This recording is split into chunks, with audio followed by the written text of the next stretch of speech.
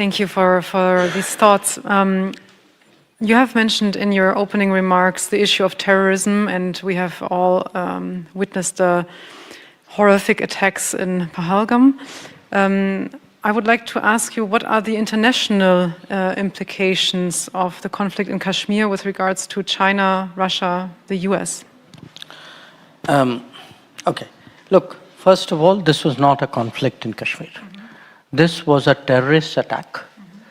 And a terrorist attack which is part of a pattern which has not only targeted the Union Territory of Jammu and Kashmir, but other parts of India as well. So it's very important to clarify, because when you project it as a conflict, you're really putting the perpetrator and the victim, without meaning to, I understand, at the same level. So this was a horrific, particularly brutal terrorist attack, because it was meant to create a fear psychosis and destroy the tourism economy of Kashmir, which is the mainstay. And it was also meant in a way to sow religious discord, the manner in which it was done. So what we were responding to was terrorism.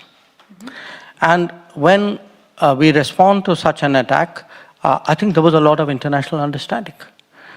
So it was very, to me it was telling that the UN Security Council, 3 days after the attack, actually issued a statement saying that the people who did it should be brought to justice, they should be held accountable.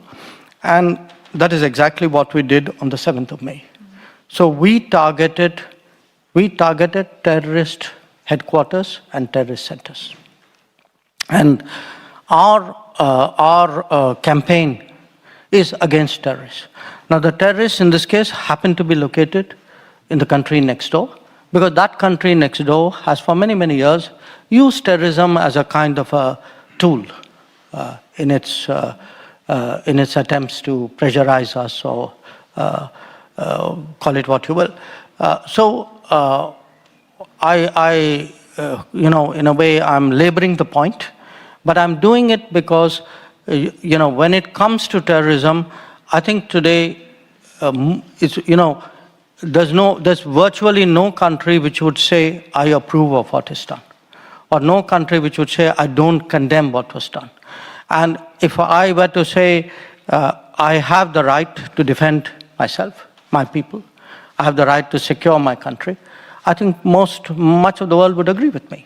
And I'm happy to say that Germany does. We are very encouraged both by the very early condemnation of the terrorist attack, as well as the very clear message which we got on the 7th of May, and again today from Minister Wadeful, that Germany recognizes India's right to defend itself against terrorism.